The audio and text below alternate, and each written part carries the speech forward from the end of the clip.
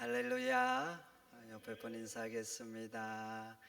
보고 싶었습니다. 좀 마음을 담아서 한번 해보시죠. 다시 한번 사랑합니다. 죄는 모든 인간 고통의 원인입니다. 죄 때문에 인간이 불행한 거예요. 코로나19가 인간 속에 들어오면서 그 코로나가 인간을 얼마나 힘들게 했어요. 그래서 많은 어려움을 겪었잖아요. 근데 죄는 코로나19하고 비교할 수가 없어요. 인간 속에 들어옴으로 해서 정말 인간을 불행하도록 만든 거예요. 그래서 하나님 말씀하시죠. 죄는 그 모양이라도 버리라. 성도 여러분, 죄는 그 모양이라도 버리시기를 축원드립니다. 오늘 본문도 한번 봐보세요. 제가 인간 속에 들어와서 어떤 일을 합니까? 어떤 일을? 세 가지 일을 오늘 본문 속에서 해요. 첫째는 인간과 하나님 관계를 파괴시키고 말이죠. 오늘 본문은 범죄한 후 하나님께서 아담을 찾아오시는 장면이에요. 여러분, 찾아오시면 그전에는 아담이 하나님을 너무나 좋아했어요. 하와도 좋아하고. 근데 봐보세요. 피하여 숨고 말죠. 여러분, 강아지 키우십니까? 여러분, 집에 들어가면 강아지가 여러분 어떻게 맞아요? 얼마나 좋아합니까? 얼마나. 내 새끼들은 나를 안 반가워해도 강아지는 그런 법이 없어요. 내가 늦게 들어가면 남편도 자고 아내도 자고 그래도 강아지는 말이죠. 어떻게 알고 그냥 와서 꼬리치고 좋아하는 거예요. 여러분, 강아지 키울만 나죠? 네. 안 그러셔요? 네, 그렇게 좋아하잖아요. 근데 아담과 하와가 하나님을 그렇게 좋아한 거예요. 그런데 죄가 들어왔잖아요. 죄가. 그러니까 이제 하나님을 피하는 거예요. 아담아 아담아 부르시는데 찾아오셨는데도 숨어 피하고 마는 거예요. 여러분, 죄는 그래요. 죄는 하나님을 싫어하게 만들어요. 내 인생에서 하나님을 제거시켜요. 그리고 하나님께 가까이 가는 게 이상하게 힘들어요. 이게 안 돼요.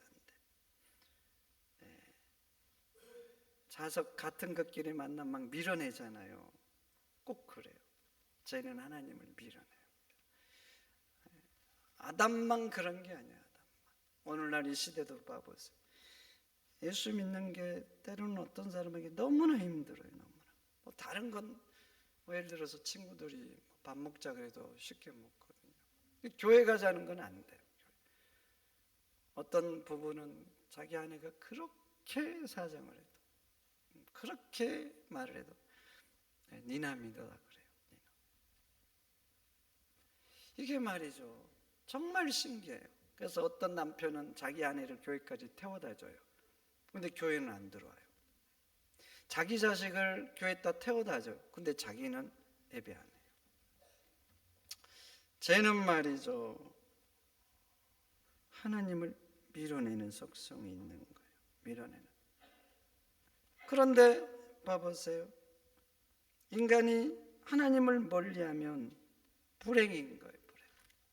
여러분, 우리 인간의 가장 큰 복이 뭔지 아십니까? 그것은 하나님을 가까이 하는 복인 줄 믿습니다. 하나님을 가까이 하는 게 우리 인간에게 가장 좋은 거예요. 우리 하나님은 완전한 분이시잖아요. 변하지 않으셔. 완전하기 때문에 영원하고, 완전하기 때문에 누군가의 도움이 필요 없어. 도움이. 홀로 모든 것을 이룰 수 있는 분이야. 또 완전하기 때문에 하나님이 뭔가 생존하기 위해서 누군가의 자문을 필요로 하지 않아요. 그래서 하나님은 스스로 존재하는 분이세요. 그런데 우리 인간은 그렇지가 않아요. 완전하지 않는 거예요. 완전하지 않기 때문에 영원할 수도 없어요. 완전하지 않기 때문에 스스로 존재할 수도 없어요. 생존을 위해서는 누군가의 도움이 필요해요. 그래서 어릴 때부터 사람 계속 도움을 받아. 그리고 생존하기 위해서는 누군가의 자원을 계속 끌어와야 돼. 뱃속에서부터 봐보세요. 애들 엄마의 자원을 끌어오고, 태어나서도 마찬가지. 피조물들이 제공하는 그런 자원들을 계속 끌어와야 돼요. 그런데 말이죠, 인간이 그런 하나님을 의지해야 되는 거예요. 우리 인간에게 가장 좋은 분은 하나님이세요. 가장 좋은 자원이 하나님이세요. 그래서 영원하신 하나님 앞에 붙어 있으면 우리가 영생을 얻어요. 우리 하나님은 완전하시거든요. 완전하기 때문에 하나님과 함께 살 때 인간이 가장 아름다운 삶을 살게 되는 거예요. 우리 하나님은 전능하시잖아요. 모든 것의 주인이세요. 그래서 하나님께 붙어 있어야, 그 하나님께 뿌리를 내리고 살아야 하나님으로부터 오는 그 아름다운 자원들을 내가 쓸 수 있는 거예요. 만약 하나님을 떠나면 인간은 뿌리 뽑힌 나무와 같이 되는 거예요. 나무가 땅에서 뿌리 뽑히면 어떻게 되겠어요? 나무는 자원을 땅에서 끌어 써야 되는 거거든요. 뿌리 뽑히면 어떻게 되겠어요? 살아있는 것 같지만 죽은 존재예요. 근데 인간이 하나님을 떠나면 그렇게 되는 거예요. 그래서 하나님을 떠난 인간을 신학적으로는 죽었다 하는 것입니다. 그런데 죄는 말이죠, 죄는 그 하나님을, 우리의 영생이고 영원한 복이신 하나님을 밀어내는 거예요.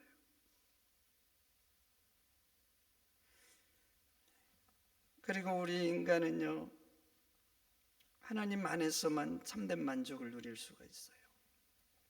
하나님을 떠나면 결코 참된 만족을 누릴 수가 없어요. 물질이 주는 기쁨이 있어요. 그래서 인간은 그 물질을 가지려고 혈안이거든요. 근데 기쁨을 주는데 갖다 보면 뭔가 부족해. 뭔가. 그래서 더 끌어들여요. 더 잡아당기거든요. 그래서 더 가지면 만족이 되느냐? 역시 뭔가 부족해요. 뭔가 부족해. 그래서 인간은 아무리 많이 가져도 결코 만족을 하지를 못해요. 기쁘기는 한데 이상하게 만족이 안 되는 거예요. 그리고 사람이 돈이 많으면 여러분 돈에게 해방될 것 같잖아요. 여러분 그거 아시나요? 돈이 많은 사람과 저처럼 평범한 사람과 돈에 대한 고민을 누가 더 할 것 같아요? 돈이 없는 사람이 돈에 대한 고민을 더 할 것 같잖아요. 천만의 말씀이요. 돈이 있는 사람이, 억수로 많은 사람이 돈에 대한 고민을 훨씬 많이 한대요. 그러니까 돈이 많으면 돈에서 해방될 것 같지만 그렇지가 않아요.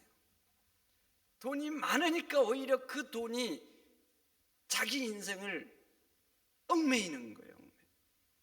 더 속박하고 돈에 대한 고민을 더 가지고 살아가는 거예요. 인간은요, 세상 것을 아무리 가져도 그래서 결코 만족을 얻을 수가 없어요. 여러분, 왜 인간이 세상 걸 가지면 기쁘기는 기쁜데 왜 만족을 완전히 못하느냐? 그거 아셔야 돼요. 우리 인간은 원래 전능하신 하나님을 자원으로 쓰는 존재예요. 하나님을 자원으로 써야 되는데, 근데 이제 봐보세요. 죄는 인간이 하나님을 밀어내고 세상 것을 자원으로 쓰게 만드는 거예요. 근데 세상 것 봐보세요. 하나님은 전능하신데 세상 것은 전능하지 않는 거예요. 그러니까 인간은요, 결코 만족을 할 수가 없는 거예요. 그러면 인간이 다시 만족을 하면 어떻게 해야 되는가? 죄를 떠나서 하나님께 돌아가야 될 줄 믿습니다. 하나님께 다시 돌아가야 돼요. 하나님께 다시 돌아가야 인간이 그때야 비로소 만족하게 되는 것입니다. 그런데 말이죠. 그런데 하나님께 돌아가야 되는데 죄는 멀어지게 하는 거예요. 그러니까 성도 여러분, 죄를 멀리 하시고 하나님을 가까이 하시기를 축원드립니다. 두 번째, 죄는 인간관계 파괴합니다. 제가 들어와서 당장 일어나는 현상이 뭐예요? 서로 탓하죠. 너 때문이라고 해요. 죄는요, 강력한 자기 중심성을 갖게 합니다. 제가 들어올수록, 내가 죄성에 물들을수록 사람에게 일어나는 특징이 자기 중심성이에요. 자기 중심성을 가지면 사람이 어떻게 되냐면, 나쁜 것은 너 때문이라 그래요. 너 때문이라. 그래서 오늘 한번 봐보세요. 하나님이 찾아오셨어요. 아담아 어찌하여 그러니까 아담이 당장에 탓하죠. 하나님이 주셔서 나와 함께한 저 여자 때문이라 그래요. 하나님 탓하고 지금 자기 아내 탓을 하는 거예요. 그럼 한번 봐보세요. 처음에 아담이 하와를 볼 때 얼마나 좋아했어요. 너는 내 뼈 중에 뼈요 살 중에 살이라고 감탄을 했어요. 감탄. 근데 제가 들어오니까 봐보세요. 그렇게 자기가 좋아했던 자기 아내를 탓하는 거예요. 저 여자 때문이라고. 하나님이 어찌하여 그러실 때는 아담에게 그 탓을 하기를 원하는 거 아니에요. 회개하기를 원하는 거죠. 하나님, 제가 잘못했습니다. 그런데 하나님 앞에 엎드려 용서를 구하기보다는 저 여자 때문이라고, 하나님 때문이라고. 하와도 봐보세요. 너가 어찌하여 그랬더니 당장에 또 탓하는 거예요. 저 뱀 때문이라고, 뱀 때문이라고. 그렇게 나쁜 것은 남 탓하지만 또 봐보세요. 좋은 것은 다 자기 때문이라고 그래요. 자기 때문이라고. 인생을 쭉 한번 봐보세요. 어떤 위대한 일을 했어요. 위대한 일을 한 거예요. 그러면 사람이 그것에 대해서 내가 말만 거들어도 내가 말했기 때문에 그렇게 됐다고 말해요. 내가 거기에 조금만 관련이 되어 있어도 사람들은 그래요. 내가 그거 힘썼기 때문에 그게 되었다고 말을 해요.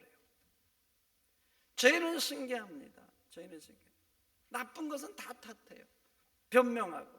그러나 좋은 것은 다 나 때문이에요. 그리고 좋은 것은 자기 인생의 자원이 되고 도움이 될 만한 것은 계속 끌어당깁니다. 계속 끌어당겨. 내게 넘치도록 있어도 상관없어요. 상관없어요. 남들이 피해를 봐도 상관이 없어요. 계속 끌어당겨. 죄는 내 중심성이에요. 그래서 내가 중요해요. 부부 사이에서도 내가 중요하고, 친구 사이에서도 내 의견이 중요하고, 내 감정이 중요하고. 그래서 인간관계가 갈수록 파괴되는 거예요.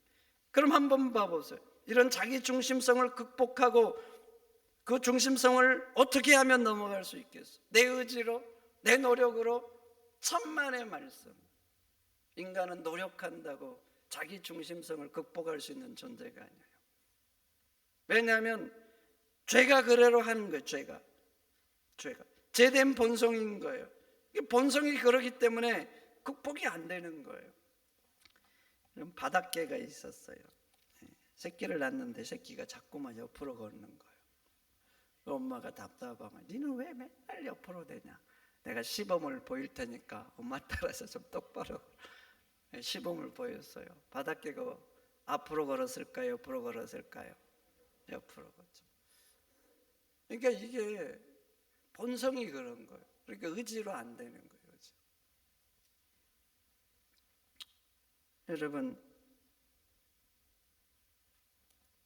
죄성으로 인해서 가진 이 본성을 어떻게 극복할 수 있겠어요?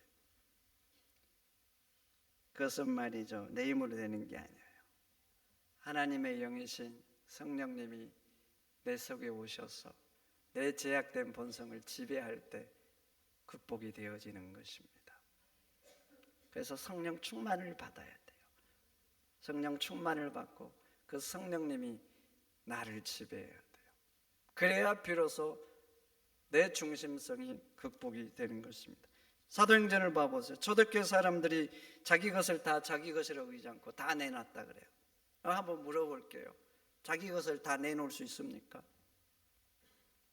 제가 가지고 있는 게 내 자원이고 내 미래를 세워줄 것이, 지켜줄 것이잖아요. 그래서 사람은 자기 것 내놓는 게 되게 쉽지가 않아요. 내놓으려면 어떤 자극이 필요해요. 큰 자극을 받아야 비로소 조금 내놓는 거예요. 그렇게 조금 내놓은 것도 어떤 자극이 와야 가능한 거예요. 근데 내 미래의 자원과 나를 지금 지탱해 줄 이 자원을 다 내놓는다? 누가 내놓을 수 있겠어요? 인간의 본성은 절대 안 됩니다. 내놓어 보려고 해도 이게 안 돼요, 안 돼. 그런데 봐보세요. 이들이 다 내놨어요. 그리고 자기 것을 자기 것이라 하지 않고, 그래서 부족함이 초대교회에 없었다 그래요. 어떻게 이런 일이 가능하겠어요? 이유가 있죠. 여러분들은 답을 알고 있지만 그 이유가 뭐예요?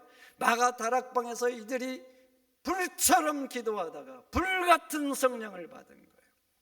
그리고 그 후에 이것이 가능케 된 것입니다.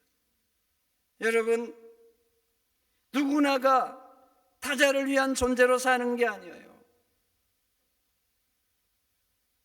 성령 충만을 받고 하나님의 영이신 성령님께서 내 죄악된 본성을 지배할 때 가능한 거예요. 그러니 성도 여러분, 성령님을 사모하시기를 축원드립니다. 성령님을 간구하세요. 우리에게 정말 필요한 것, 하나님 자녀들에게 필요한 건 하나님의 영인 줄 믿습니다. 성령님을 사모하세요. 성령님이 오시면 우리도 제약된 인간의 본성을 극복하게 될 줄 믿습니다. 죄는 인간과 피조물의 관계도 파괴합니다. 하나님은 인간을 하나님의 형상대로 만드셨어요. 근데 하나님의 형상대로 왜 만드셨을까? 창세기 1장 26절에 이유가 나오죠. 하나님이 이르시되 우리의 형상을 따라 우리의 모양대로 우리가 사람을 만들고 그들로 바다의 물고기와 하늘의 새와 가축과 온 땅과 땅에 기는 모든 것을 다스리게 하자. 왜 하나님의 형상대로 만든 거예요? 하나님이 만드신 피조물을 다스리게 하시라고. 하나님의 형상이라는 의미는요, 성서학자들은 이렇게 해석을 해요. 신학자들은 하나님의 본성 이런 식으로 해석하는데, 성경 본문을 더 중요시하는 성서학자들은 하나님의 형상은 하나님을 대신하는 피조물의 관리자, 이렇게 해석해요. 그러니까 이 본문을 봐보세요. 하나님을 대신해서 다스리는 존재가 바로 인간인 거예요. 그러니까 피조물들에게 인간은 왕 같은 존재. 그러면 하나님이 앞서서 만들어준 피조물들을 인간이 어떻게 다스려야 되겠어요? 하나님의 마음으로 다스려야죠. 어진 왕으로 다스려야 돼요. 그런데 이제 봐보시라고. 인간 속에 죄가 자리를 잡은 거예요. 죄를 잡은 후에 인간이 피조물을 어떻게 하십니까? 어진 왕이 아니라 폭군으로 대합니다. 여러분, 어진 왕과 폭군의 차이가 뭐예요? 어진 왕은 왕이 백성들을 위해서 헌신하죠. 그러나 폭군은 그렇지가 않아요. 자신 한 사람을 위해서 모든 백성들을 고생시키는 게 폭군이에요. 그래서 역사상 나타난 단적인 예가 뭔지 아세요? 바로 피라미드. 왕 한 사람의 무덤을 만들고자 수십만의 백성을 그렇게 수십 년 동안 피눈물 나게 하면 되겠습니까? 이집트인들은 피라미드를 자랑스러워할지 모르지만 사실 이건 자랑스러운 게 아니에요. 수많은 백성들의 피눈물이고 고통인 거예요. 그러니까 역사의 불행인 거죠. 그런데 인간이 자연을 그렇게 대하는 거예요. 오직 인간 중심. 환경을 생각을 많이 해요, 요즘. 그래도 아직 멀었어요. 아직도 폭군 같아요. 제가 여기 오기 전에 인천에 살았는데 사는 집 앞에 천이 흘렀어요. 천이. 지금은 어떻게 변했는지 모르겠어요. 제가 살 때까지, 여기 올 때까지 생명이, 물고기가 한 마리도 없었어요.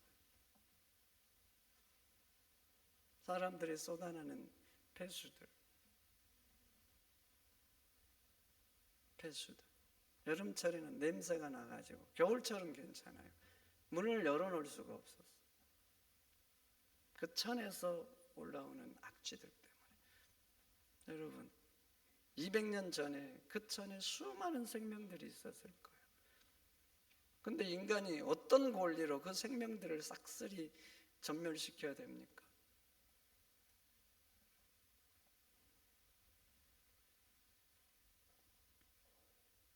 고속도로 내면 인간들은 되게 편리하고 좋죠. 근데 고속도로를 내면 지구에 사는 모든 존재들 중에 좋아하는 존재는 딱 인간밖에 없어요. 그리고 공존에서 살아가는 모든 피조물들은 다 어려움을 겪고, 동물들 이동 못하죠.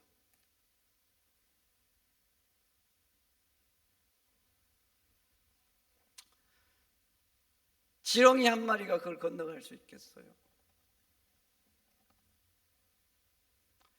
그러니까 어쩔 수 없이 내야 되면 함께 살아가는 모든 생물들이 공존할 수 있도록 그렇게 해야 돼요. 그런데 이런저런 이유 때문에 그런 것들을 등한시하죠.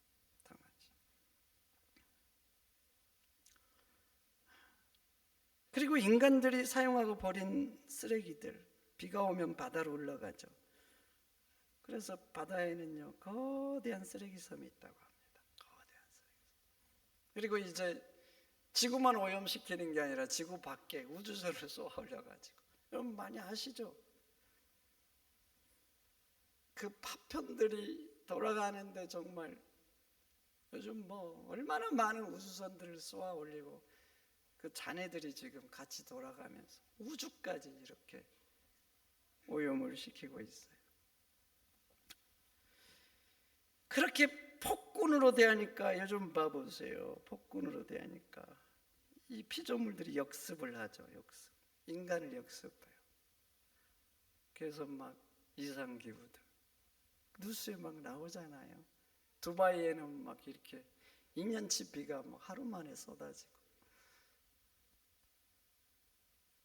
눈이 와야 될 곳에 막 여름이 되고, 여름이 돼야 될 곳에 우박이 쏟아지고, 자연재해들, 자연의 경고죠, 경고.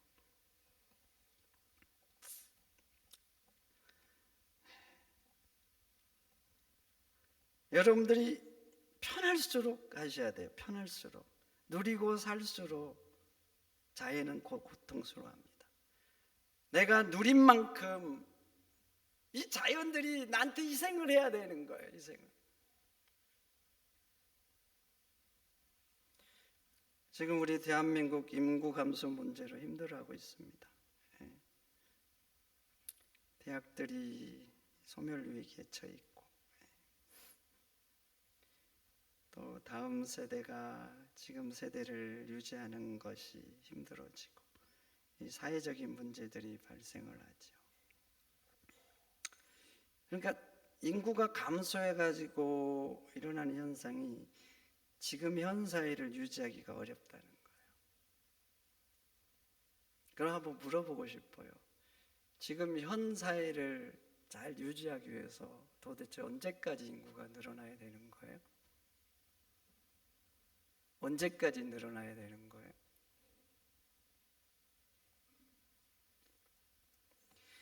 만약에 인간이 이렇게 자연을 폭군으로 대하면서 계속 인구가 늘어나면, 여러분 아셔야 돼요. 사회적 상황에서 문제가 발생하는 것과 비교할 수 없는 재앙이 인간에게 도래합니다. 사회적 문제는 어찌됐든 힘들어하는 층이 생길 수 있어요. 조정될 때까지. 뭐 한 지역이 소멸될 수 있어요. 소멸되면 인간을 제외한 모든 피조물은 다 좋아해요. 다 좋아해요. 딱 인간만 힘들어요. 그래도 그 소멸되면서 그 안에서 사회체계가 다시 형성을 할 수 있어요. 그렇지만 자연현상 쉽지가 않아요. 인간을 억습하면 감당할 수 없는 상황이 되는 거예요.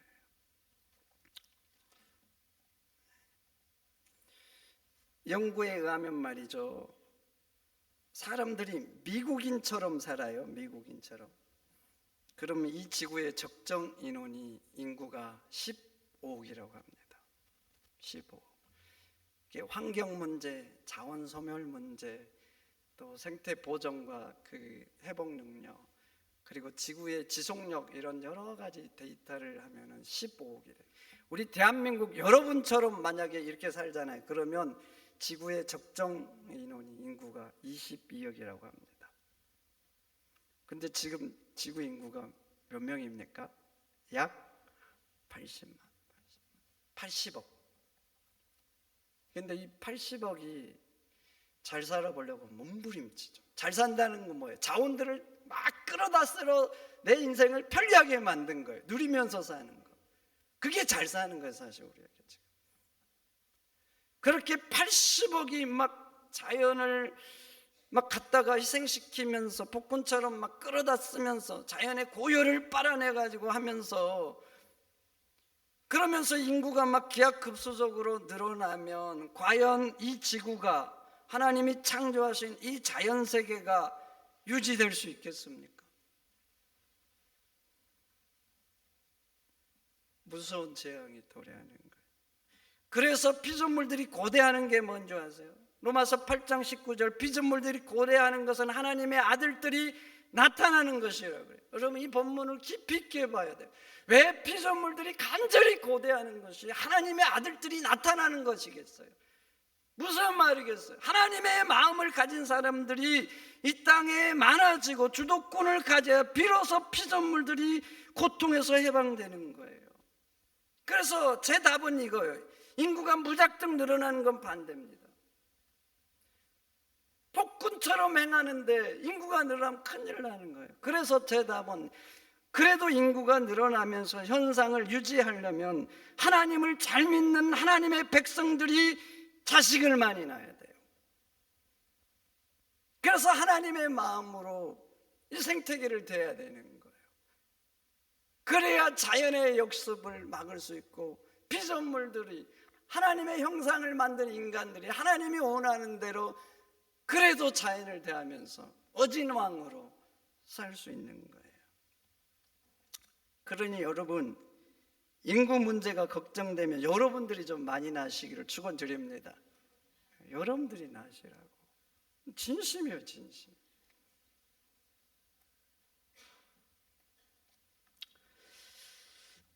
여러분, 그렇습니다. 죄는 하나님 관계를 파괴합니다.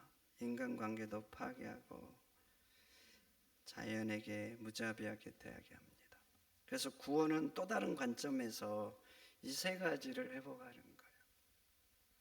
하나님 관계를 회복하고, 인간 관계를 회복하고, 자연을 대할 때 하나님이 원래 원하는 그 인간의 형상대로 대하는 것, 이게 또 다른 의미에서 우리가 이루어야 될 구원인 거예요. 그래서 성도 여러분, 죄를 멀리 하시기를 축원드립니다. 죄가 들어오잖아요. 모든 이것들이 다 깨져요. 멀리 하시고 하나님을 가까이 하세요. 그러면 인간관계도 회복될 거예요. 하나님의 마음이 들어오면 자연과의 관계도 회복될 겁니다. 주님의 이름으로 부탁합니다. 죄를 멀리 하시고 하나님을 가까이 하는 여러분들이 되시기를 축원드립니다. 축원드립니다. 하나님 감사합니다. 오늘 주신 말씀 마음에 잘 새겨서 내가 하나님의 자녀로서 어떻게 살아야 될지 교훈을 얻고 정말 자녀답게 살아가는 저희가 되도록 역사하여 주옵소서. 예수님의 이름으로 기도하옵나이다. 아멘.